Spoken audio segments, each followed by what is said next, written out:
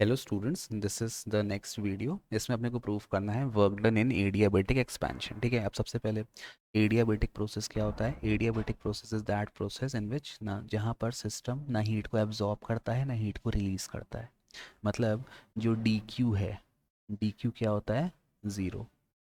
फिर एक क्वेश्चन आता है, what are the two condition for adiabatic process. क्या है दो कंडीशन। सबसे पहले प्रोसेस बहुत फास्ट होनी चाहिए, बहुत फास्ट, ताकि हीट एक्सचेंज का बिल्कुल टाइम ना मिले।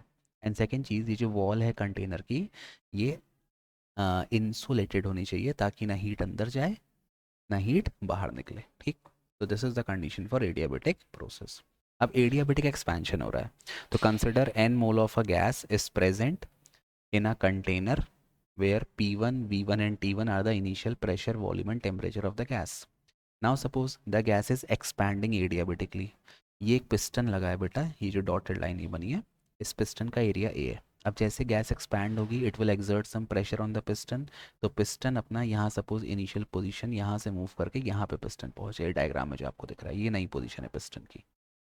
Let the displacement of the piston is D x. ठीक, तो आप क्या कह सकते हो, आप small amount of work done by the gas during expansion. What is formula of work done? Force into displacement. What is the displacement? dx.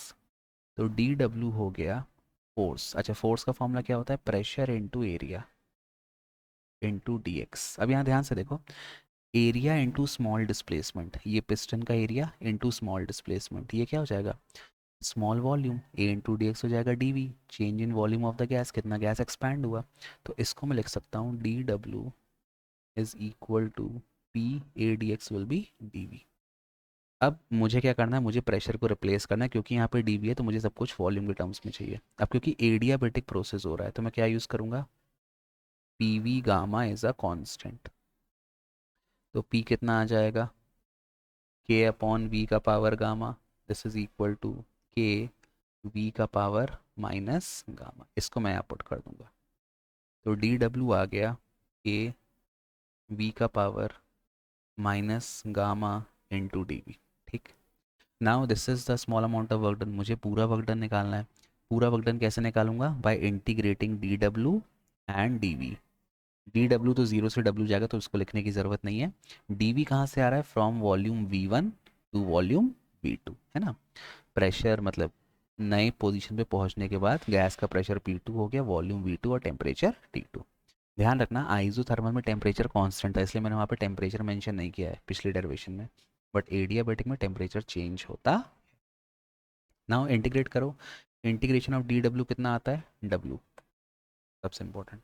के constant है, कांस्टेंट इंटीग्रल के बाहर आ गया। इंटीग्रेशन V1 से V2 V का power minus gamma D V. अब यहाँ पे कौन सा फॉर्मूला पुट करोगे बेटा, यहाँ पुट करोगे integral of X to the power N D X. ये कितना होता है, X to the power N plus one upon N plus one. तो ये आ जाएगा W is equal to K times of, integration हट जाएगा, वी का power minus gamma plus one, limit क्या आ जाएगी, V one V two divided by, ये तो कांस्टेंट है, अपॉन एन प्लस वन, तो एन एन की जगह क्या आ जाएगा, माइनस गामा प्लस वन।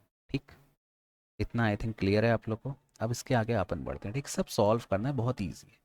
एक बार आप डेरिवेशन का कोर्स समझ जाओगे फिर कोई भी डेरिवेशन आपके लिए बहुत ही ज़्यादा ईजी हो जाएगा। ठीक अब देखो, इसको मैं और क्या लिख सकता हूँ, W is equal to K times of, इसको थोड़ा ऐसा लिख दो, पावर सही कर दो, वी का power one minus gamma, limit हो जाएगा वी वन से वी टू अपॉन, ये हो जाएगा वन माइनस गामा।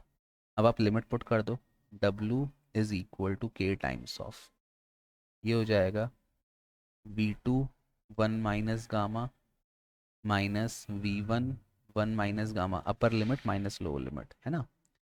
V एक बार V की जगह V2 पुट कर दो, अपर लिमिट माइनस, फिर V की जगह V1 पुट कर दो अपॉन वन माइनस गामा।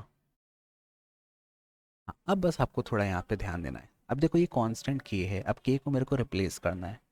आपको पता है जैसे ये गैस है, यहाँ है P1 V1, यहाँ है P2 V2, तो क्या मिलेगा मुझे, सबसे पहली चीज़ मुझे मिलेगी यहाँ पे, चलो मैं साइड में लिख देता हूँ। यहाँ पे पहली चीज़ जो मुझे मिलेगी वो मिलेगी P1 V1 gamma is a constant and it is equal to P2 V2 gamma, और ये सब किसके बराबर है, K के बराबर।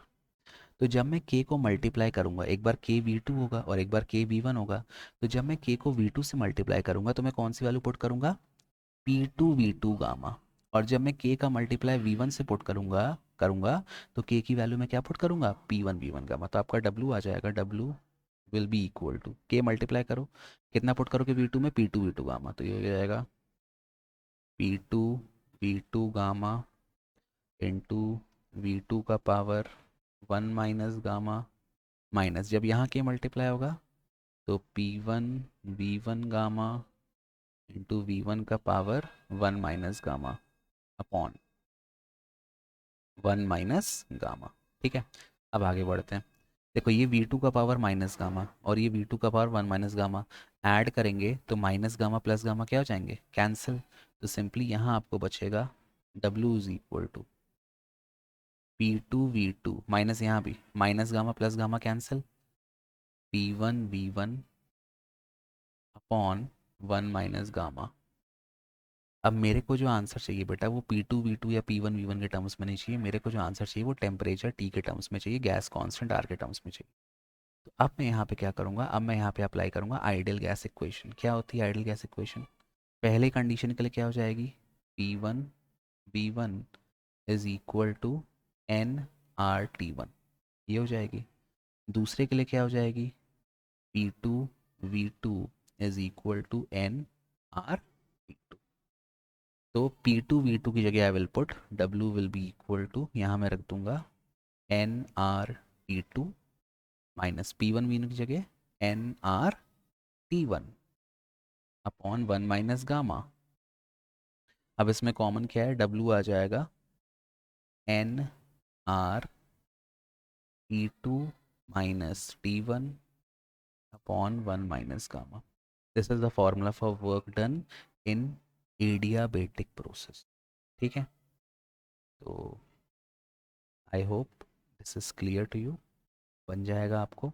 आप चाहे तो कई जगह जैसे बुक्स में इस फॉर्मूले को कन्वर्ट करके भी लिखा है, तो आप चाहो तो इस फॉर्मूले को उल्टा भी ऐसा भी लिख सकते हो। ये देखो W इज इक्वल टू, ये हो जाएगा NR, अगर आप माइनस साइन कॉमन ले ले तो हो जाएगा minus T1 minus T2 upon, ये क्या, इससे माइनस कॉमन ले लो, माइनस गामा -1, माइनस माइनस क्या हो जाएगा प्लस।